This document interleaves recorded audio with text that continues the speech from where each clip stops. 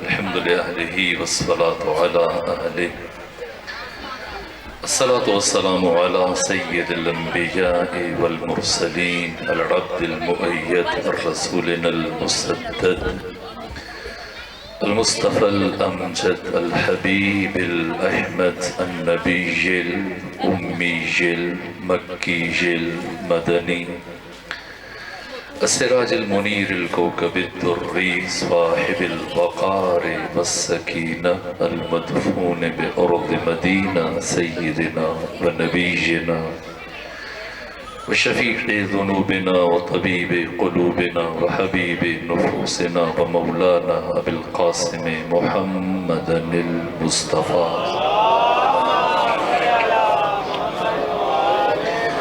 وأهل بيته الأطيبين الأطهرين الأنجبين المعصومين المظلومين ورحمة الله على أحبابهم وأصحابهم وشيرتهم ومحبيهم ومواليهم أجمعين ولعنة الله على أعدائهم ومنكري فضائلهم وغاصبي حقوقهم من جوم عداوتهم إلى الآن ومن الآن إلى قيام يوم الدين وبعد يوم الدين أما بعد فقد قال حق سبحانه في القرآن بسم الله الرحمن الرحيم وما خلقت الجن والإنس إلا ليعبدون ما أريد منهم من رزق وما أريد أن يطعمون إن الله هو الرزاق ذو القوة المتين صلوات بجي خاندان فاطمہ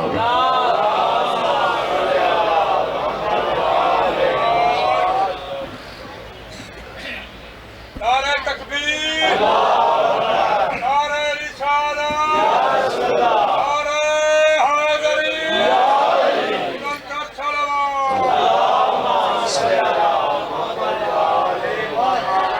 خدا سبحان کی بارگاہ میں سپاس گزار ہوں کہ اس مقام پر آپ بامعرفت مومنین کی نورانی چہروں کی زیارت کا شرف حاصل ہوا۔ سید بزرگوار عالم باعمل ان کی خواہش کے احترام میں آپ مومنین کی خدمت میں حاضر ہوا اور جس طرح سے یہ موضوع مجھ سے خواہش کی گئی محدود وقت میں چونکہ ہنگام غروب ہے اور آپ کو زیادہ زحمت سماعت نہیں دینا چاہتا، وجود مبارک پیغمبر گرامی اسلام معلم انسانیت، اور اس عنوان سے میں نے جو سورہ جو آیا آپ کے سامنے تلاوت کا شرف حاصل کیا، یہ قرآن مجید کی معروف اور مشہور آیت ہے جس میں ارشاد پروردگار ہے وَمَا خَلَقْتُ الْجِنَّ وَالْإِنسَ إِلَّا لِيَعْبُدُونَ، میں نے جنوں کو اور انسانوں کو خلق نہیں فرمایا مگر اس لیے کہ وہ میری عبادت کریں۔ ما اريد منہم من رزق، مجھے ان جنوں سے اور ان انسانوں سے کوئی رزق نہیں چاہیے۔ जिस तरह से मुशरिकीन और बुत परस्त अहले हिजाज घरों से खाना बनाकर, हलवा बनाकर, बाकी चीज़ें उठाकर अपने बुतों के सामने पेश करते थे, खाने पीने की चीज़ें, परवरदिगार ने उसी तनाजुर में इरशाद फरमाया, मा उरीदु मिनहुम मिर रिज़्क़िन, मुझे इन जिनों से और इन इंसानों से कोई रिज़्क़ नहीं चाहिए। वमा उरीदु अन युतइमून, और नहीं मैं अल्लाह ये चाहता हूँ कि ये जिन और इंसान मिलकर मुझे खाना खिलाए। ना इन्नल्लाह हुवर रज़्ज़ाक़ु ज़ुल क़ुव्वतिल मतीन, अल्लाह खुद रिज़्क़ देने वाला है, अल्लाह साहिब क़ुव्वत है और अल्लाह साहिब इस्तिहक़ाक़ है। मेरे अजीज़ों, कुरान मजीद एक मुख्तसर किताब ज़खामत के एतबार से जुज़ियात को बयान नहीं किया, लेकिन कुछ मौज़ूआत ऐसे हैं कि जिन्हें अल्लाह ने कसरत से बयान किया, और उनमें से एक मौज़ू तख़लीक़ इंसान, शनाख्त इंसान और मारिफत इंसान। हक़ ताला ने कुरान मजीद में इंसान की तख़लीक़ के मुख्तलिफ़ अदवार को बयान किया, इंसान की शनाख्त को, इंसान की मारिफत को।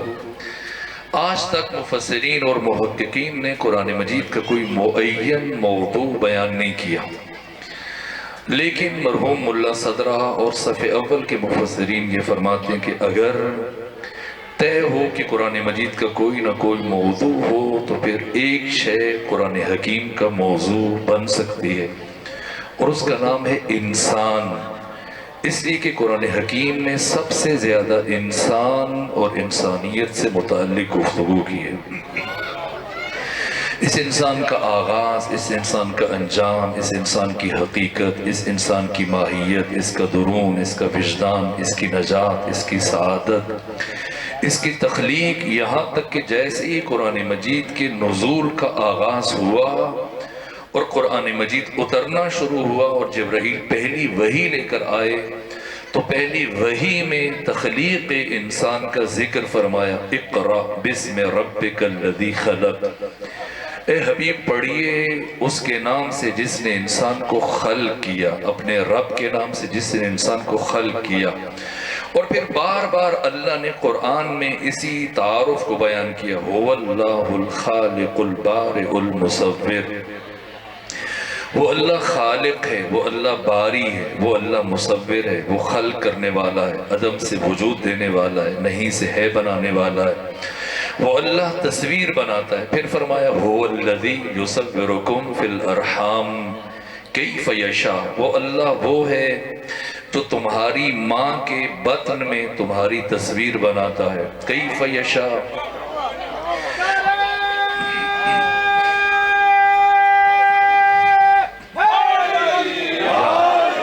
कैफ़ यशा, और जैसा जी चाहता है वैसी तस्वीर बनाता है। फिर फरमाया सव्वरकुम व अहसन सूरकुम, ए इंसान हमने तुम्हारी तस्वीर बनाई और बुरी तस्वीर नहीं बनाई, बेहतरीन तस्वीर बनाई। कभी कुरान में फरमाया कि हमने इंसान की 3 पर्दों के पीछे तस्वीर बनाई, वो अल्लाह खालिक है, वो बारी है, वो मुसव्विर है, वो तस्वीर बनाता है, वो बतने मादर में तस्वीर बनाता है, उसने तुम्हारी बेहतरीन तस्वीर बनाई, उसने 3 पर्दों के पीछे तुम्हारी तस्वीर बनाई। तो ये अल्लाह कुरान मजीद में जो बार बार खुद को मुसव्विर कह रहा है, क्या वो ऐसा ही मुसव्विर है जैसे मुसव्विर हमारी दुनिया में, हमारी जिंदगी में पाए जाते हैं? दरहाली कि खुदा सुब्हान कुरान में ऐलान कर रहे, लैसा कमिस्लिही शै, कोई भी इंसान अल्लाह का अदील व बदील व सहीम व शरीक नहीं है, कोई अल्लाह जैसा नहीं है, कोई अल्लाह का मिसल नहीं है। जब अल्लाह खुद को मुसव्विर कह रहे और हमारी दुनिया में भी हजारों लाखों मुसव्विर हैं, क्या वो मुसव्विर इन जैसा है? ना, दुनिया का मुसव्विर अगर तस्वीर बनाना चाहता है तो इसकी कुछ शराइत हैं जिनके बगैर कभी तस्वीर नहीं बन सकती। तस्वीर साजी के लिए और तस्वीर बनने के लिए पहली शर्त ये है कि जगह हो, कभी भी बगैर जगह की तस्वीर नहीं बन सकती। दूसरी शर्त यह है कि रोशनी हो, बगैर रोशनी की तस्वीर नहीं बन सकती। तीसरी शर्त कैनवस और चमड़ा हो जिस पर मुसव्विर तस्वीर बनाए। और चौथी शर्त कि जिस शय पर तस्वीर बनाई जा रही है वो शय हालत करार में हो, हालत हरकत में ना हो। کبھی بھی متحرک جگہ پر تصویر نہیں بن سکتی، تو تصویر سازی کے لیے مصور کے لیے 4 شرائط کا ہونا ناگزیر ہے۔ جگہ ہو جہاں مصور بیٹھے تصویر بنائے، کینوس ہو، چمڑا ہو جس پر تصویر بنائے، روشنی ہو، اندھیرے میں تصویر نہیں بن سکتی، اور جس شے پر تصویر بنائی جا رہی ہے وہ حالت قرار میں ہونی چاہیے۔ تو کیا اللہ جو خود کو بار بار قرآن میں مصور کہہ رہا ہے، کیا وہ مصور ازلی، وہ پروردگار خدا سبحان کسی جگہ پر بیٹھ کر تصویر بناتا ہے؟ نہ بطن مادر میں تصویر بناتا ہے۔ کیا کینوس یا کسی چمڑے پر تصویر بناتا ہے؟ نہ پانی کے ایک قطرے پر تصویر بناتا ہے۔ کیا روشنی میں تصویر بناتا ہے؟ نہ تاریکیوں کے پیچھے اندھیروں میں انسان کی تصویر بناتا ہے۔ اور کیا کسی کینوس پر، کیا کسی متحرک، کسی مقررہ شے پر، ایسی شے پر جو حالت قرار میں اس پر تصویر بناتا ہے؟ نہ ایسی شے پر تصویر بناتا ہے جو دائماً حالت حرکت میں ہے۔ دنیا کا مصور ان 4 شرائط کے ہونے کے باوجود جب تصویر بناتا ہے تو اس کی تصویر گونگی ہے، بہری ہے، اندھی ہے، نہ دیکھ سکتی ہے، نہ سن سکتی ہے، نہ چکھ سکتی ہے، نہ لمس کر سکتی ہے، نہ تدبر کر سکتی ہے، نہ تعقل کر سکتی ہے، نہ تفکر کر سکتی ہے، نہ سوچ سکتی ہے۔ لیکن وہ ایسا مصور ہے کہ جو ان 4 شرائط کے نہ ہونے کے باوجود جب تصویر بناتا ہے تو اس کی تصویر سنتی بھی ہے، سونگتی بھی ہے، چکھتی بھی ہے، لمس بھی کرتی ہے، تدبر بھی کرتی ہے، تعقل بھی کرتی ہے، تفکر بھی کرتی ہے۔ صلوات بھیجیے خاندان فاطمہ ور۔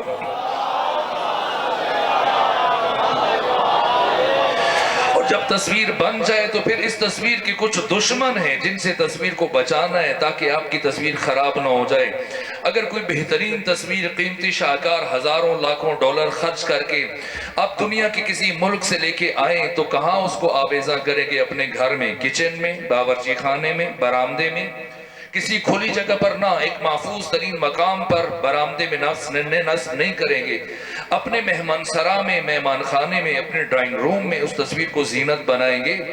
جتنا قیمتی شاہکار ہو اس کی اتنی زیادہ حفاظت مطلوب ہوتی ہے۔ آپ نے اپنی تصویر کو کچھ چیزوں سے بچانا ہے تاکہ دیر پا رہے، خراب نہ ہو جائے۔ آگ کو بچائیں گے تاکہ تصویر جل نہ جائے، پانی سے بچائیں گے تاکہ اس کے رنگ دھل نہ جائے، ہوا سے بچانا ہے تاکہ اس کے نقش دھندلے نہ پڑ جائیں، مٹی اور گرد سے بچانا ہے تاکہ اس کے نقش خراب نہ ہو جائیں۔ تو بتائیے کتنے دشمن ہیں تصویر کے جن سے تصویر کو بچانا ہے؟ 4، آگ، پانی، ہوا، مٹی، یہ 4 دشمن ہیں تصویر سے جن کو تصویر کو بچانا ہے تاکہ تصویر سالم رہ سکے۔ ان 4 سے بچانا ہے تاکہ تصویر سالم رہ سکے۔ نہیں معلوم وہ کیسا مصور ہے جو انہی 4 کو ملا کر ہماری تصویریں بنائے جا رہا ہے۔ وہ خالق ہے، وہ باری ہے، وہ مصور ہے، وہ تصویر بناتا ہے۔ تو جب اللہ نے خود کو خالق کہا تو پھر باری کیوں کہہ رہا ہے؟ اور جب باری کہا تو خود کو مصور کیوں کہہ رہا ہے؟ یہ قرآن کسی شاعر کا کلام نہیں ہے جیسے ہمارے شعراء ایک خیال کو مختلف لفظوں سے اظہار کرتے ہیں، اپنے تخیل کو مختلف انداز سے بار بار لفظ تبدیل کر کے، مترادف کلمات استعمال کر کے اپنے معافی ضمیر کا اظہار کرتے ہیں۔ نہ، پروردگار نے قرآن میں کہیں پر تکرار نہیں فرمایا۔ خالقیت کا لفظ کسی اور مطلب کو بیان کر رہے، باری ہونا کسی اور حقیقت کی طرف اشارہ ہے۔ اور اللہ کا مصور کہنا خالق اور باری کہنے کے بعد ایک اہم ترین مسئلے کی طرف انسان کے ذہن کو متوجہ کر رہے۔ مصور کا مطلب یہ کہ میں نے تجھے انسان خلق نہیں کیا، انسانی صورت میں پیدا کیا ہے۔ یہ اہم ترین بات ہے، جوان اسے لوہے دل پہ نقش کریں، یہ اس مطلب اور آج کی گفتگو کی اساس اور بنیاد ہے۔ قرآن حکیم کی آیات کے تناظر میں اللہ نے مجھے اور آپ کو انسان پیدا نہیں کیا بلکہ انسان بننے کے لیے پیدا کیا ہے۔ اس لیے اللہ مصور کہہ رہا ہے کہ میں نے تمہیں انسانی صورت میں پیدا کیا۔ کیوں؟ تاکہ تم اس دنیا میں آ کر اپنی اس سیرت کو میری دی ہوئی صورت کے مطابق ڈھالو۔ اور اگر تم نے اس دنیا میں اپنی صورت کو، اپنی سیرت کو میری دی ہوئی صورت کے مطابق نہ ڈھالا تو پھر قیامت کے دن میں ایک کام کروں گا کہ پھر پلٹ کر میں تمہاری صورت کو تمہاری اس سیرت کے مطابق بنا دوں گا جسے تم نے دنیا میں اختیار کیا ہے۔ اسی لیے قرآن فرما رہے کہ قیامت کے دن جانوروں کو اٹھایا جائے گا۔ پیغمبر گرامی اسلام معلم انسانیت ہے۔ ہمیں حقیقی معنوں میں انسان بنانے کے لیے آئے، ورنہ امام سجاد فرماتے کہ قیامت کے دن اکثر انسان 9 جانوروں کی شکل میں معشور ہوں گے۔ قیامت کے دن مغرور اور تکبر کرنے والا شخص چیونٹی کی شکل میں اٹھے گا، ایک طرف سے ٹھوکر کھائے گا، دوسری طرف گر جائے گا، کبھی ایک کے پاؤں کے نیچے روندا جائے گا، کبھی دوسرے کے پاؤں کے نیچے روندا جائے گا۔ اپنے والدین کا نافرما بردار قیامت کے دن گدھے کی شکل میں اٹھے گا۔ تارک الصلاۃ اور شارب الخمر قیامت کے دن کتے کی شکل میں اٹھے گا۔ سود خار قیامت کے دن سور کی شکل میں اٹھے گا۔ اس لیے مولا متقیان فرماتے اے ہمارے شیعوں، کوشش کرنا اتنا عمل لے کے آ جاؤ کہ جب تم قیامت کے دن معشور ہو تو انسانی شکل میں معشور ہو سکو، پھر تمہاری شفاعت جانے اور ہم محمد و آل محمد جانے۔ ہم انسان پیدا نہیں ہوئے بلکہ انسان بننے کے لیے پیدا ہوئے ہیں، اور اللہ نے محمد و آل محمد کو کیوں بھیجا، یہی بنیادی فرق ہے کائنات کے تمام انسانوں میں اور محمد و آل محمد میں۔ اللہ نے ہمیں انسان بننے کے لیے پیدا کیا، محمد و آل محمد کو انسان بنانے کے لیے پیدا کیا۔ محمد و آل محمد معلم انسانیت ہیں، معلم بشریت ہیں۔ ختمی مرتبت کے تعارف میں بھی اللہ نے قرآن میں یوں ہی ارشاد فرمایا هو الذی بعث فی الامیین، ہم نے امیین میں ایک رسول کو بھیجا، منہم ان میں، یتلو علیہم، جو ان پر میری آیتوں کی تلاوت کرتا ہے۔ اور کہاں سے انسان سازی کا کام شروع ہوتا ہے؟ یزکیہم، تزکیہ سے۔ پہلے میرا رسول ان کے ناپاک نفوس کو پاک کرتا ہے، انہیں تزکیہ کی منزل سے گزارتا ہے، تہذیب نفس کی منزل سے گزارتا ہے۔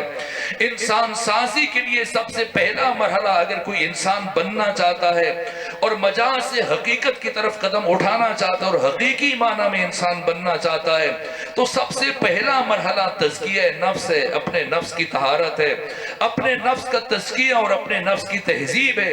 اور تہذیب نفس کے لیے سب سے پہلے لقمہ حلال ہے، جہاں سے انسان کی انسانیت کا آغاز ہوتا ہے، اس لیے کہ لقمہ حرام انسان کی نسلوں کو تباہ کر دیتا ہے۔ لقمہ حلال ہے جہاں سے انسان کی انسانیت کا آغاز ہوتا ہے۔ یہ ایک لقمہ، اس ایک لقمے کی تیاری میں پروردگار نے کیا کیا بشر کے لیے، کس قدر پورے نظام شمسی کو حق تعالی نے معمور کیا انسان کے لیے غذا بنانے میں، خوراک بنانے میں۔ سب سے پہلے آپ ایک بیج اٹھاتے ہیں اور پھر زمین کو کھود کر وہ بیج اس کے اندر اتارتے ہیں اور پھر اس کے اوپر مٹی ڈال دیتے ہیں، مٹی کے اندر گل جائے، سڑ جائے، تباہ ہو جائے، ختم ہو جائے، خراب ہو جائے، ناکارہ ہو جائے۔ بالآخر وہ کون سی ذات ہے کہ جو اسی مٹی کے اندر اس بیج کو پھاڑتی ہے، شگافتہ کرتی ہے اور پھر اس کے اندر سے کونپل ظاہر ہوتی ہے اور اس مٹی کو چیرتے ہوئے باہر آتی ہے۔ وہ ہستی کہ جو بیج کو پھاڑنے کے بعد اس کے اندر سے کونپل کو نمودار کرتی ہے، اسی کا نام خدا ہے۔ اسی نے ہمیں عدم سے وجود دیا۔ اب یہ کونپل باہر آئی، اتنی کمزور ہے کہ پانی کی ایک دھار اگر پڑ جائے تو یہ ٹوٹ کر ختم ہو جائے، تباہ و برباد ہو جائے، ختم ہو جائے، اور اتنی مضبوط ہے کہ جو زمین کے سینے کو چیر کر باہر آ رہی ہے۔ وہ کون سی ذات ہے جو اس نرم و نازک کونپل کو زمین کے سینے سے باہر نکال رہی ہے؟ اسی کا نام خدا ہے۔ اور پھر اس نے پنپنا شروع کیا، بڑھنا شروع کیا، اس کی نشو و نما شروع ہوئی، پھر آپ نے اسے پانی سے سینچا، ہوا میں اس میں بالیدگی پیدا ہوئی، پھر اس پر اناج اگا اور پھر اس اناج کو سورج کی تپش نے اس کو پکانا شروع کیا، چاند کی چاندنی میں اس اناج میں مٹھاس پیدا ہونا شروع ہوئی۔ اور جب یہ اناج تیار ہو گیا، یہ گندم تیار ہو گئی، تو ایسا نہیں کہ آپ نے گندم اٹھا کر بھوسے سے الگ کیا اور اسے چمچ کے ساتھ کھانا شروع کر دیا، نہ۔ اب یہ گندم آپ گھروں میں لے کے آئیں گے، دوبارہ سے اسے چکی میں ڈالیں گے، پھر اس کا آٹا بنائیں گے، اور ایسا نہیں کہ کوئی چمچ سے آٹا کھانا شروع کر دے، نہ۔ اسے انسان پہلے پانی ڈال کے اسے گھومتا ہے، تیار کرتا ہے۔ آپ کے گھروں میں آپ کی مائیں، بہنیں، بیٹیاں، آپ کی بیویاں وہ اس کو تیار کرتی ہیں، ایک مرتبہ آگ جلاتی ہیں، اس پر توا رکھتی ہیں، تندور رکھتی ہیں اور اس کے اوپر یہی روٹی، یہ آٹا رکھ کر، اور جب روٹی تیار ہو جاتی ہے پھر آپ کے لیے دسترخوان بچھایا جاتا ہے۔ اور جب دسترخوان بچھ جاتا ہے اور آپ کے سامنے یہ روٹی رکھی جاتی ہے، یہ خوراک رکھی جاتی ہے، تو آپ جب لقمہ توڑ کر دہن تک لے جانے لگتے ہیں تو خدا خطاب کرتا ہے قرآن میں، اے انسان، اس لقمے کو اٹھا کر دہن تک لے جانے سے پہلے اتنا سوچ لینا کہ میں نے اس ایک لقمے کی تیاری میں پورے نظام شمسی کو متحرک کر دیا ہے۔ اب اس لقمے کو اپنے گلے سے اتارنے سے پہلے اتنا سوچ لینا کہ حلال کا ہے یا حرام کا ہے، طاہر ہے، طیب ہے، ناپاک ہے، غصبی ہے، مباح ہے، اس لیے کہ ایک ناپاک اور غصبی لقمہ انسان کی نسلوں کو تباہ کرنے کے لیے کافی ہوتا ہے۔ یہی بات پیغمبر نے سمجھائی، یہی بات عرفاء نے سمجھائی۔ یہ آستانہ جس کا نام آستانہ حضرت ابو طالب بارگاہ جناب حضرت ابو طالب کے نام سے منسوب ہے، میں نے اس پیغمبر کی سیرت میں پڑھا جب آقا مکہ سے مدینہ تشریف لے کر گئے تو پورا سال مختلف انصار کے گھروں میں پیغمبر مہمان بنتے تھے، ہر روز کسی نہ کسی انصار میں سے اس کے گھر جاتے تھے، دن کا کھانا کھاتے تھے۔ اور ایک دن پیغمبر کے صحابی جناب زید ابن حسام کی باری آئی اور پیغمبر جناب زید بن حسام کے گھر کھانا کھانے کے لیے گئے، آپ کے ساتھ مولے متقیان ہیں، 2-3 اور اصحاب ہیں، اور جب گئے تو پیغمبر کے آنے کی خوشی میں آپ کے صحابی زید ابن حسام نے اپنے گھر میں موجود گوسفند کو کہ یہ بکرے کو ذبح کروایا، اور ذبح کرانے کے بعد انگاروں پر اسے بہت بہترین طریقے سے بھنا تیار کیا اور بڑے سلیقے سے دسترخوان پر پیغمبر گرامی اسلام کے سامنے پیش کیا۔ اور جب یہ بھنا ہوا گوسفند، یہ بکرے کا گوشت پیغمبر کے سامنے دسترخوان پر آیا تو اس سے پہلے کہ پیغمبر اس کا کوئی لقمہ اٹھاتے، اس سے کوئی گوشت اٹھا کر کھانا شروع کرتے، ایک مرتبہ اپنے صحابی زید ابن حسام کی طرف رخ کر کے استفسار کیا، اے زید بتاؤ اسے ذبح کس نے کیا؟ اصولاً پیغمبر کو یہ پوچھنا چاہیے تھا کہ کس کا گوسفند ہے، کہاں سے لائے ہو، کسی اور کا تو ذبح نہیں کر دیا، لیکن نہ، پیغمبر جانتے ہیں صحابی کا گھر ہے، اور صحابی وہ ہوتا ہے جو کبھی زندگی میں غصب نہیں کرتا، کسی اور کا مال اٹھا کر دوسرے کو نہیں دے سکتا، اس لیے کہ جو غاصب ہوتا ہے وہ صحابی نہیں ہوتا، اور جو صحابی ہوتا ہے وہ کبھی غاصب نہیں ہوتا۔ اس لیے ختمی مرتبہ نے یہ سوال نہیں پوچھا کہ کس کا ہے، پوچھا اسے ذبح کس نے کیا، کہ یا رسول اللہ یہ گوسفند اسے میں نے خود پالا، یہ میری ملکیت ہے، لیکن میں ذبح کرنا جانتا ہوں، اس کے باوجود چونکہ میرا دل نرم ہے اس لیے میں نے خود سے ذبح نہیں کیا، بلکہ میں اپنے ایک ہمسائے کے پاس لے کے چلا گیا اور اس نے اس گوسفند کو ذبح کیا، چونکہ میرا دل نرم تھا اور مجھے ہمت نہیں پڑتی تھی۔ ختمی مرتبت نے دوسرا سوال کیا، بتاؤ کیا تمہارا وہ ہمسایہ مسلمان تھا؟ کہ نہ، مسلمان نہیں تھا، اہل کتاب تھا۔ پیغمبر گرامی اسلام نے اپنا ہاتھ پیچھے کھینچا، دسترخوان سے اٹھے، سورہ مبارکہ انعام کی آیت تلاوت کرتے ہو کہ اللہ نے غیر مسلم کے ذبیحہ کو مسلمان پر حرام قرار دیا۔ اب مقام فکر ہے، دسترخوان صحابی کا ہے، پکانے والا صحابی ہے، گوسفند صحابی کا، گھر صحابی کا، میزبان صحابی ہے، صرف ذبح کرنے والا اہل کتاب اور غیر مسلم ہے۔ پیغمبر بھوکے اٹھے اور کھانے کی طرف ہاتھ نہیں بڑھایا۔ اب مجھے نہیں معلوم کتنا پاک، طاہر اور طیب دسترخوان ہے ابو طالب عمران کا کہ پیغمبر اپنی زندگی میں 10 سال اسی دسترخوان سے اٹھا کر مسلسل غذا تناول فرماتے رہے۔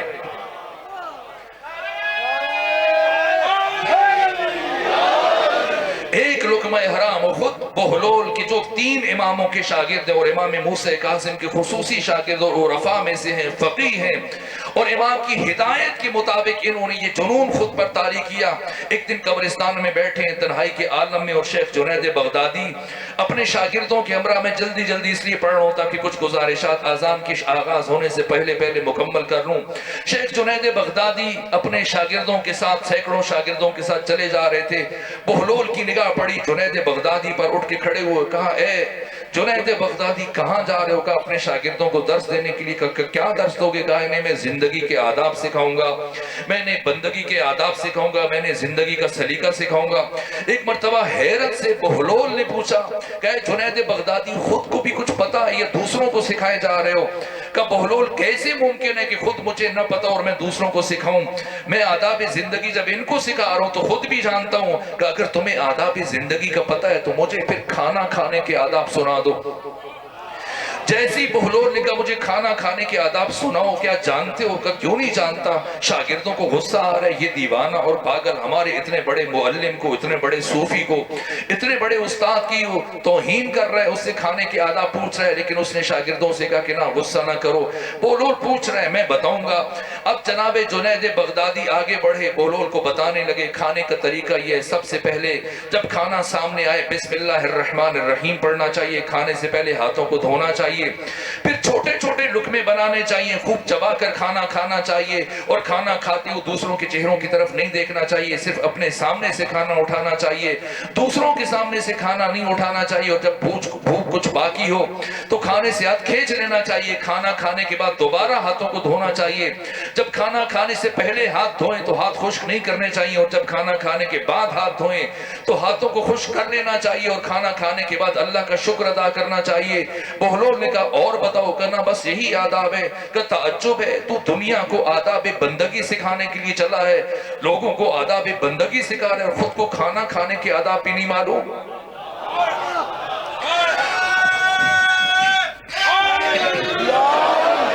خود آپ کو کھانا کھانے کی بھی آداب معلوم نہیں ہے.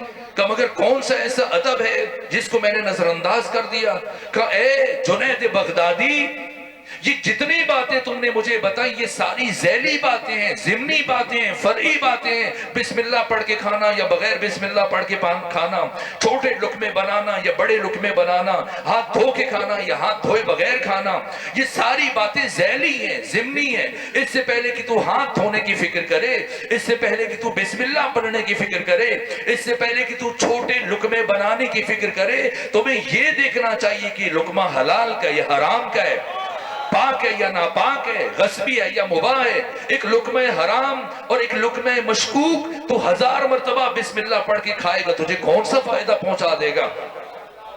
اس لیے ختمی مرتبہ نے سب سے پہلے تزکیہ نفس سے اپنے سلسلے کا آغاز کیا, لوگوں کو مہذب بنانے کے لیے تزکیہ سے آغاز کیا. اس لیے کہ پیغمبر گرامی اسلام معلم بشریت ہیں, لوگوں کو علم سکھانا ہے. لیکن علی فرماتے ہیں کہ علم کمینے کی کمینگی میں اور شریف کی شرافت میں اضافہ کرتا ہے.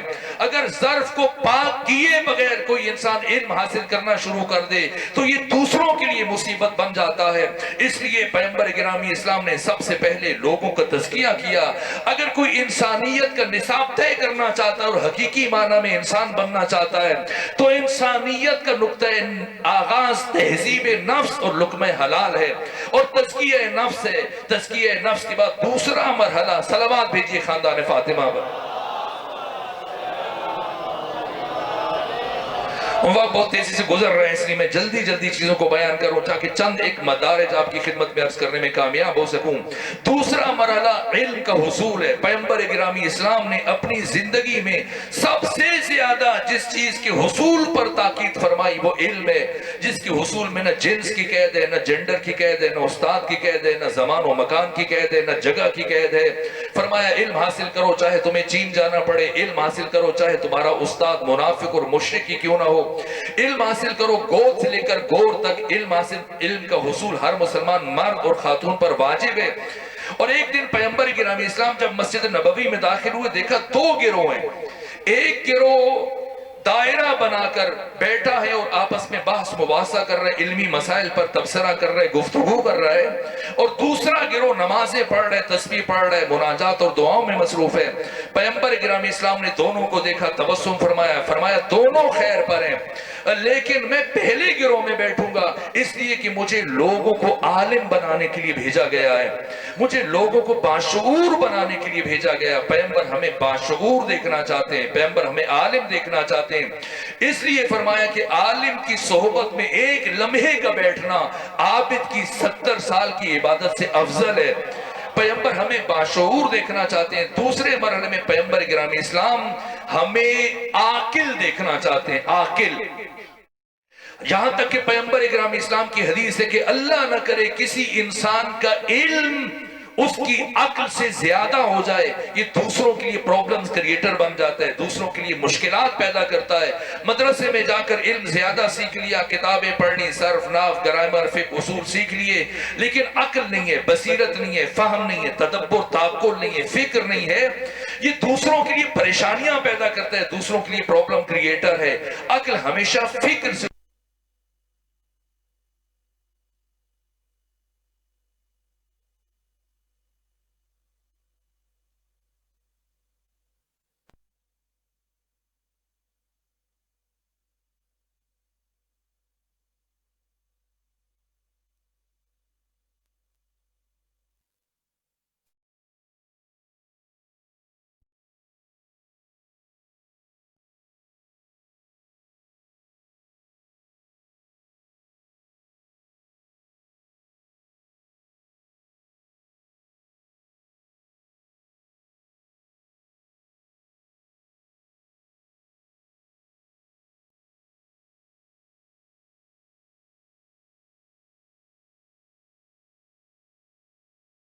سارا قرآن ایک رات میں پڑھنے کے باوجود جب صبح اٹھتا ہے تو کہاں کھڑا ہے؟ وہی کھڑا ہے جو ایک دن پہلے جہاں پہ کھڑا تھا، وہی ہے چال بے ڈھنگی جو پہلے تھی سو اب بھی ہے۔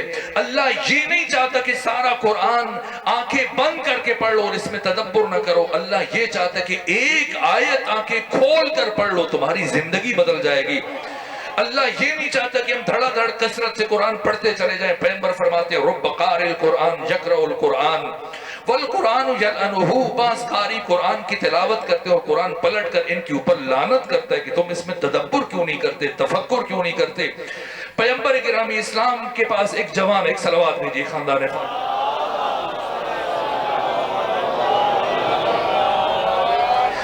ایک جوان ختمی مرتبت کی بارگاہ میں آیا اور کہا آقا میں آپ کے اخلاق سے متاثر ہوا، آپ کے کردار سے متاثر ہوا، میں نے کلمہ پڑھا لیکن میں اسلام کے معارف کو تفصیل سے جاننا چاہتا ہوں، سمجھنا چاہتا ہوں، چونکہ پیغمبر کرام اسلام کے پاس زیادہ وقت نہیں ہوتا تھا۔ مدینے کے آخری سالوں میں لوگ تیزی سے اسلام قبول کر رہے تھے، ہر عرصے میں مسلسل ہزاروں لوگ جوک در جوک دین میں داخل ہو رہے تھے، تو 9 مسلم افراد کو ختمی مرتبت سینئر صحابہ کے سپرد کر دیتے تھے۔ اس جوان کو تعلیم دینے کے لیے پیغمبر نے عبداللہ بن مسعود کو منتخب کیا اور فرمایا عبداللہ بن مسعود اس جوان کو قرآن پڑھاؤ۔ 3-4 دن گزرنے کے بعد پیغمبر نے عبداللہ بن مسعود سے پوچھا عبداللہ بتاؤ وہ تمہارا نیا شاگرد کیسا جا رہا ہے؟ کہ یا رسول اللہ وہ تو چھوڑ گیا، وہ تو چلا گیا۔ پیغمبر نے پوچھا وہ تو بڑے جوش اور شوق سے آیا تھا، پھر کیوں چلا گیا؟ کیا ہوا؟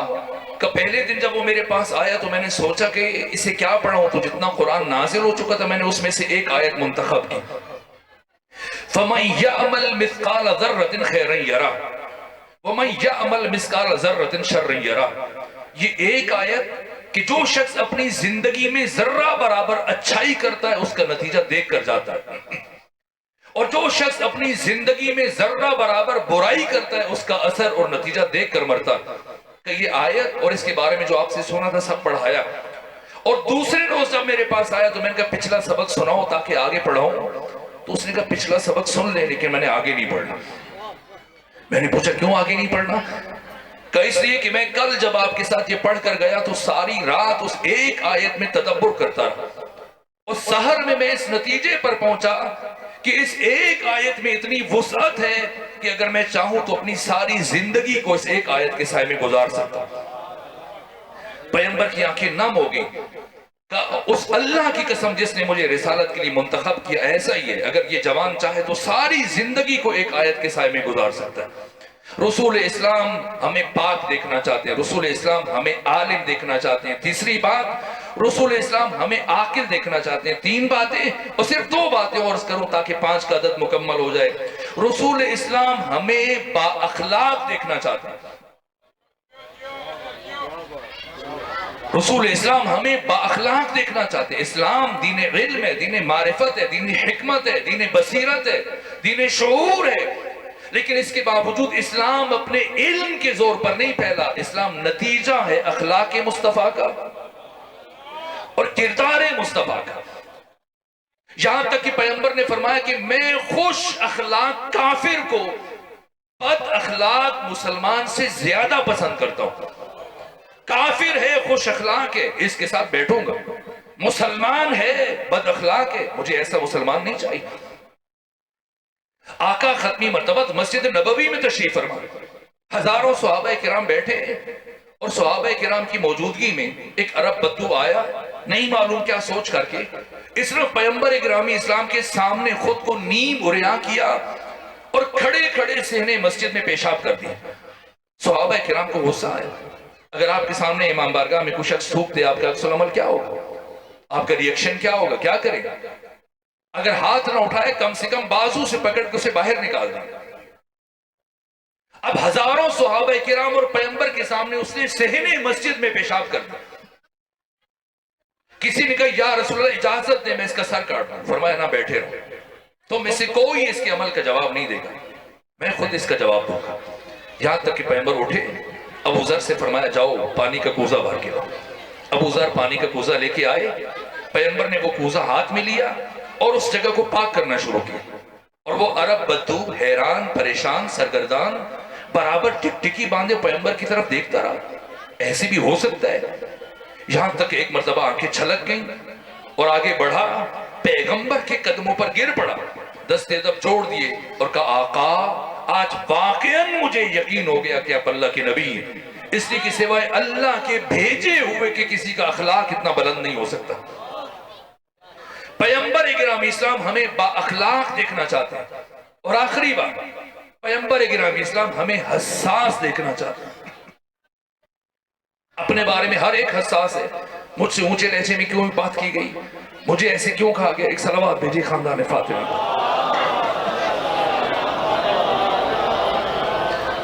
مجھے ایسے کیوں کہا گیا، مجھے کیوں نظر انداز کیا گیا، نہ حساس یعنی دوسروں سے متعلق حساس، دوسروں کے بارے میں۔ پیغمبر گرامی اسلام نماز جمعہ پڑھا رہے ہیں، اور نماز جمعہ کے دوران پیغمبر نے سورہ جمعہ شروع کی، اور کیا ہوا کہ سورہ جمعہ کو چھوڑ دیا، اور سورہ جمعہ کے بعد ایک مختصر سورہ پڑھا، قنوت چھوڑا، مستحبات چھوڑے، دوسرے رکعت میں سورہ منافقون کو چھوڑا، جلدی جلدی نماز پڑھی، اور جب نماز ختم کی تو عبداللہ ابن مسعود پہلی صف میں تھے، عرض کہ یا رسول اللہ طبیعت ناساز ہے، کہا نا ٹھیک ہوں، کہ پھر کیا بات ہے، نہ سفر ہے، نہ آندھی ہے، نہ طوفان ہے، نہ جنگ ہے، نہ زلزلہ ہے، نہ طبیعت ناساز ہے، نہ کوئی اور پریشانی، پھر آپ نے نماز کو اتنا مختصر کیوں کیا؟ پیغمبر نے فرمایا عبداللہ سن نہیں رہے تھے ایک بچے کے رونے کی آواز؟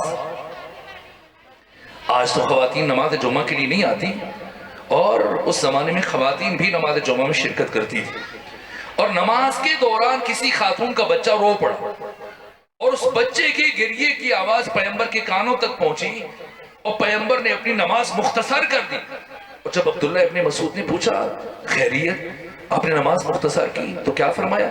عبداللہ سن نہیں رہے تھے ایک بچے کے رونے کی آواز؟ جب تک وہ بچہ روتا رہتا اس کی ماں کا دل بے قرار رہتا، اور اسلام ایک ماں کے دل کو قرار دینے کے لیے آیا ہے، اس کی روح کو بے چین کرنے کے لیے نہیں آیا۔ پیغمبر کوئی گوارا نہیں کہ کسی نہ انسانوں کے ساتھ نہ حیوانات کے ساتھ۔ آقا نے فرمایا کہ اگر کوئی شخص سفر حج میں اپنی سواری کو مارے، نہ مارنے کی بات نہیں کی، اگر کوئی شخص سفر حج میں اپنی سواری کو تھکا دے، نہ تو اللہ کی بارگاہ میں اس کا حج قبول ہوگا، نہ عدالت میں اس کی گواہی قبول کی جائے گی۔ یہ قصیر القلب ہے۔ یہاں تک ایک صحابی پیغمبر کے ساتھ کھیتوں کے بیچ میں سے پگڈنڈی پر سے گزر رہا تھا، اور چلتے چلتے اس نے ایک پتا توڑا، اور توڑ کر اسے مسل کے پھینک دیا، اور پیغمبر کے بڑھتے ہوئے قدم رک گئے، اور صحابی سے پوچھا یہ تو نے کیا کیا؟ کہ کچھ نہیں یا رسول اللہ، کہ کچھ تو کیا ہے، سوچو، کہ میں نے بس ایک پتا توڑ دیا، پتا توڑا بس، اور تو کچھ نہیں کیا۔ پیغمبر نے فرمایا میرے صحابی کیا تو یہ سمجھتے کہ تو نے صرف ایک پتا توڑا؟ کہاں یا رسول اللہ؟ فرمایا نا، آج تو نے ایک ایسی زبان کو ہمیشہ کے لیے خاموش کر دیا جو زبان 24 گھنٹے اللہ کی تسبیح اور بندگی اور عبادت میں مصروف رہتی تھی۔ پیغمبر ہمیں حساس دیکھنا چاہتا ہے۔ دین پیغمبر دین رحمت ہے، دین امن ہے، دین سلو ہے، دین آشتی ہے، تو پھر یہ جنون اور یہ شدت پسندی اور یہ قتل و غارت گری اور یہ وحشت اور یہ بربریت اور یہ دہشت گردی کی کلنک کا ٹیکا اسلام کے حسین ماتھے پر کہاں سے آیا؟ جبکہ پیغمبر کا دین دین رحمت ہے۔ آخری جملہ عرض کرنے لگا ہوں تاکہ اندازہ ہو جائے کہ اسلام میں دہشت گردی کا تصور اور فکر کہاں سے شروع ہوئی اور اس کا سد باب کیسے ممکن ہے اور اس کا حل کیسے ممکن ہے۔ پیغمبر صحابہ کے درمیان تشریف فرما ہے اور ایک عرب بدو آیا، آ کر پیغمبر کو دشنام ترازی شروع کی، گالیاں دینا شروع کی۔ کسی کو غصہ آیا، اجازت دیں اس کا سر کاٹ دو، فرمایا نہ بیٹھو، یہاں تک کہ وہ گالیاں دیتا رہا۔ اتنی گالیاں دیں کہ اب اس کو کہنے کے لیے اس کے پاس کچھ نہیں بچا، اور جب گالیاں دے دے کر تھک گیا، اب خاموش کھڑا پیغمبر کی طرف دیکھ رہا ہے کہ حضرت کا ریئیکشن کیا ہے، عکس العمل کیا ہے، لیکن پیغمبر نے کوئی جواب نہیں دیا۔ یہاں تک کہ کچھ دیر چپ کھڑا پیغمبر کو دیکھتا رہا، پھر سر جھکایا اور واپس مڑا اور مسجد سے باہر مسجد کی طرف چل پڑا، دروازے کی طرف۔ اور جیسے ہی دروازے کے قریب پہنچا، लबहाए खत्मी मर्तबा में जुम्बश पैदा हुई और फरमाया इक़तऊ लिसाना, इक़तऊ लिसाना, इसकी जुबान काट दो। एक तलवार नियाम से निकली जो कभी नहीं निकलती थी। पैगंबर की जिंदगी में 20 जंगों में शिरकत की, लेकिन कोई काफिर इस तलवार से जख्मी भी नहीं हुआ। एक मर्तबा बहती गंगा में हाथ धोने की कोशिश की थी। जब जर्रार बिन खत्ताब फारी जंग आज़ाब और जंग खंदक में भागा था तो ये पीछे भाग पड़े कि चले, 2 को अली ने मारा तो एक को मैं मारूंगा, मेरा नाम भी आ जाएगा। लेकिन उसने पलट कर सिर्फ ये जैसे ही देखा कि मेरे पीछे कौन आ रहा है, अली का तो शेवा नहीं है कि वो भागने वाले का पीछा करे, इसलिए कि जो भाग रहा है अली से जिंदगी की भीख मांग रहा है। और अली ऐसा करीम है कि जो दुश्मन को भी रद्द नहीं करता, तो ये कौन है जो मेरे पीछे आ रहा है। तो जब मुड़ के देखा तो पीछे आने वाले ने समझा शायद ये मुझे तन्हा पकड़ के मारेगा, वहीं से भागा और पलट के सीधा पैगंबर के पास आया। जिंदगी भर किसी जंग में किसी काफिर को जख्मी भी नहीं किया, लेकिन आज जब देखा निहत्ता है और पैगंबर ने फरमाया इक़तऊ लिसाना, इसकी जबान काट दो। तलवार निकली और ये शख्स दौड़ता हुआ दरवाजे की तरफ लपका और दरवाजे के पास पहुंचकर ये तलवार चलाने लगा। या सामने से अली इब्न अबी तालिब तशरीफ ला रहे थे और जैसे अली की निगाह पड़ी कि शख्स कत्ल करने लगा है, फरमाया रुको, ठहरो, क्या करने लगे हो? कैसे कत्ल करूंगा? क्यों कत्ल करोगे? कब पैगंबर ने फरमाया? कब पैगंबर ने क्यों फरमाया? कहीं इसने पैगंबर को गालियां दी थी। पैगंबर ने क्या कहा? पैगंबर ने फरमाया इसकी जबान काट दो, मैं इसे कत्ल करूंगा, फिर इसकी जुबान काट के पैगंबर के पास ले जाऊंगा ताकि हुक्म की तामील हो जाए। पैगंबर ने कुछ और फरमाया कि नहीं। एक मर्तबा मौले मुत्तकिया ने फरमाया तुम पीछे हटो, मैं खुद देखता हूं। अब वो बातिल नाखास्ता, वो शख्स पीछे हटा और अली इस शख्स से करीब गए और इस शख्स के चेहरे को बगौर देखा। फक्र और अफलास और तंगदस्ती की सारी दास्तान इसके चेहरे पर दर्ज थी। और देखने के बाद मौले मुत्तकियान ने एक गैर इरादी या कहिए ये जो तवक्को में नहीं हो सकता जुमला का अल्लाह का हाजा, कोई जरूरत है, कुछ चाहिए तुम्हें, कोई हाजत है? कहां? इसीलिए तो मुझे गुस्सा आया। ये शख्स कहता मैं अल्लाह का नबी हूं, खुद अय्याशी कर रहा हूं, हमारे घरों में फाके हैं। हज़रत ने फरमाया ऐसा नहीं, अगर तुम पैगंबर के घर जाओ, पैगंबर के घर में तुमसे ज्यादा फक्र फाका, और जहां तक तुम्हारी परेशानी का ताल्लुक है तुम्हें आका को बताना चाहिए था।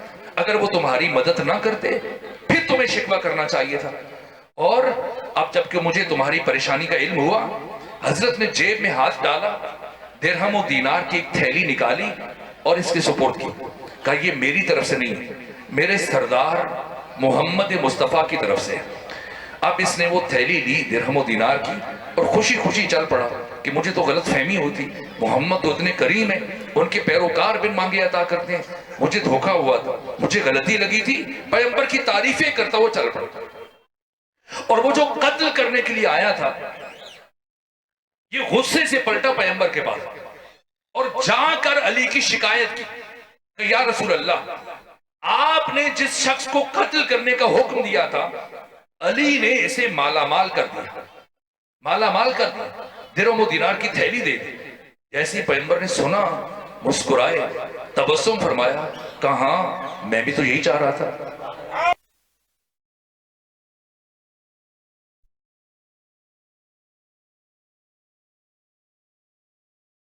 काट दो। कहा अली ने जबान काट दी। कहा कैसे काटी? कहा ऐसे काटी कि अब जब तक ये शख्स जिंदा रहेगा कभी मेरी मुखालिफत नहीं करेगा। तो कलाम एक है, इक़तऊ लिसाना, इसकी जबान काट दो। एक क्या समझा? तलवार लेके चल पड़ा। और दूसरा क्या समझा कि दिरहम और दीनार की थैली अदा कर रहा। कलाम एक है लेकिन फहम में जमीन और आसमान का फर्क है। तो नतीजा क्या है? नतीजा ये है कि अगर हमने कलाम खुदा और कलाम रसूल को अली और अली की औलाद की जुबान से समझा तो ये दीन हमारे लिए रहमत बन जाएगा। और अगर इस दरवाजे को छोड़कर कहीं और से दीन को समझने की कोशिश की तो ये दीन हमारे लिए मुसीबत बन जाएगा, हमारे लिए दहशतगर्दी बन जाएगा, हमें हैवान और दरिंदा बना देगा। करबला में जो हुसैन के मुकाबले में आए उनमें इंसान कोई नहीं था। अगर इंसान होते تو کم سے کم حسین کی دختر سکینہ پر اور حسین کے فرزند علی اصغر پر ایسا ظلم کبھی نہ کرتے۔ اسلام کی بات الگ ہے، انسانیت کی بات ہے۔ کسی بھی مکتب میں، کسی بھی آئین میں واقعی عجیب ہے، جو کہ ہنگام غروب وقت بہت محدود ہے۔ بس ایک روایت ریاض القدس کی، وہ بھی آدھی روایت پڑھ کے آپ کی زحمت کو تمام کرو۔ میرے عزیزو، مقتل نگاروں میں یہ گفتگو ہے کہ کربلا میں سب سے زیادہ مصائب کس پر آئے؟ تو یہ کہا گیا کہ جو پہلے شہید ہوا اس کی مصیبت کم ہے، اور جو بعد میں شہید ہوا اس کی مصیبت اس کی نسبت سے زیادہ ہے۔ کیوں؟ اس لیے کہ کربلا میں مرنے سے زیادہ مشکل کام جینا تھا۔ تو جو جتنی دیر زندہ رہا اس کی مصیبت پچھلوں سے زیادہ ہے، اور جو سب سے آخر میں شہید ہوا اس کی مصیبت پچھلے سب سے زیادہ۔ اور پھر کیا جملہ لکھا؟ یہ جملہ لکھا سید ابن طاؤس نے، صاحب اللحوف نے، کہ سارے شہیدوں کی مصیبت ایک طرف اور ایک قیدی کی مصیبت ایک طرف، اور پھر کہا سارے قیدیوں کی مصیبت ایک طرف اور حسین کی چھوٹی بیٹی سکینہ کی مصیبت ایک طرف۔ سنیں گے کس طرح سے ایک ایک لمحہ اس بی بی کے لیے مصیبت بن کے گزرا ہے۔ 11 محرم کو جب مخدرات عصمت و طہارت کی سوار ہونے کی نوبت آئی تو شمر ابن ذوالجوشن، عمرو بن حجاج، دیگر افراد کے ساتھ آگے بڑھا، کہا ہم ان بیویوں اور بچوں کو سوار کریں گے۔ ثانیہ زہرا نے فرمایا ہم محمد کی بیٹیاں، کوئی آگے نہ بڑھے، ہم خود سوار ہوں گے۔ ثانیہ زہرا نے بندھے ہوئے ہاتھوں سے ایک ایک بیوی کو سوار کیا، ایک ایک بچے کو سوار کیا، خود سید سجاد کو سوار کیا، اور سب کو سوار کرانے کے بعد سب سے آخر میں اس بچی کو سوار کیا جس سے متعلق امام حسین وصیت فرما گئے تھے، زینب میری سکینہ کا بہت خیال رکھے۔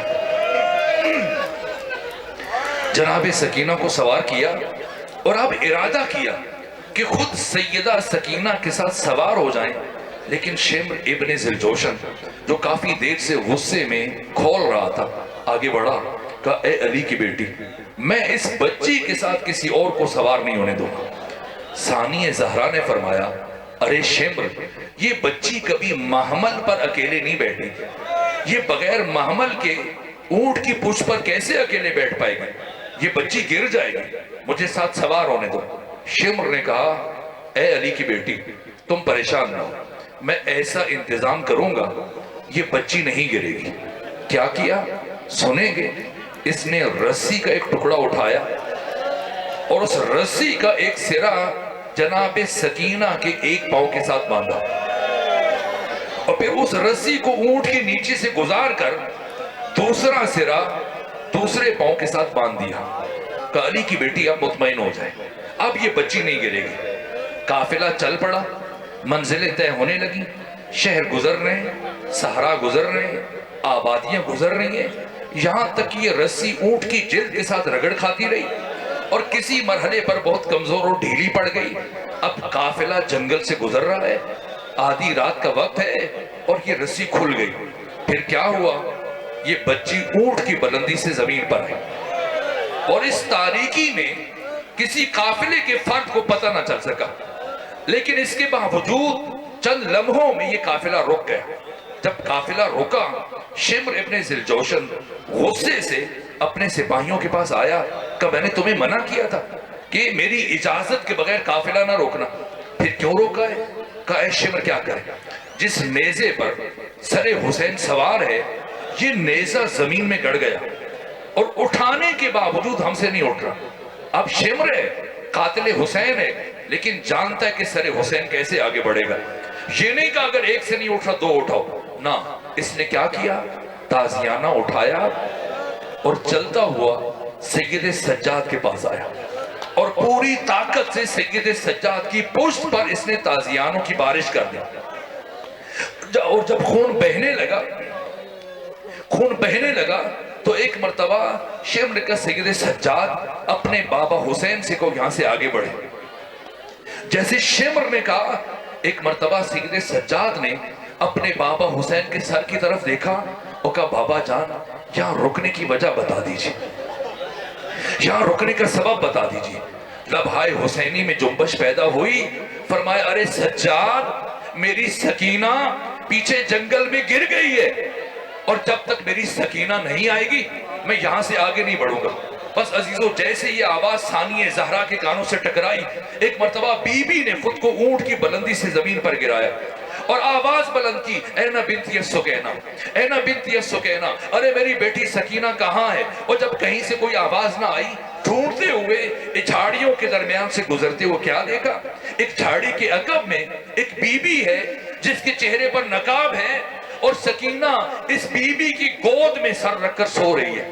ثانیہ زہرا آگے بڑھی اور حیرت سے سوال کیا، جب ساری دنیا ہماری دشمن بن چکی ہے تو آخر آپ کون ہیں جو اس بچی سے اتنی نوازش کر رہی ہیں؟ ایک مرتبہ اس بی بی نے چہرے سے نقاب کو ہٹایا اور فرمایا ارے زینب پہچانو، میں تمہاری ماں فاطمہ زہرا ہوں، اگر میں اس بچی کے ساتھ نوازش نہیں کروں گی تو پھر کون کرے گا؟ سنیں آخری جملہ عرض کرنے لگا ہوں۔ ایک مرتبہ ثانیہ زہرا نے سکینہ کو اٹھایا، آگے بڑھی اور شمر سے خطاب کیا، اے شمر میں نے تجھے کہا تھا، اے شمر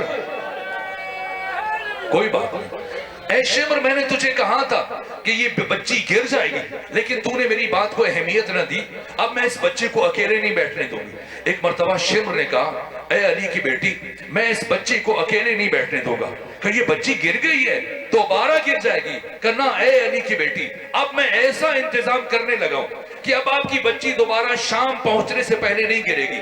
سنیں گے اس شقی نے کیا کیا؟ جناب سکینہ کو اونٹ کی پشت پر لٹایا اور پھر رسیوں سے ایسے کس کے باندھا اور کہا اے علی کی بیٹی آپ مطمئن ہو جائیے، اب شام سے پہلے آپ کی بچی نہیں گرے گی۔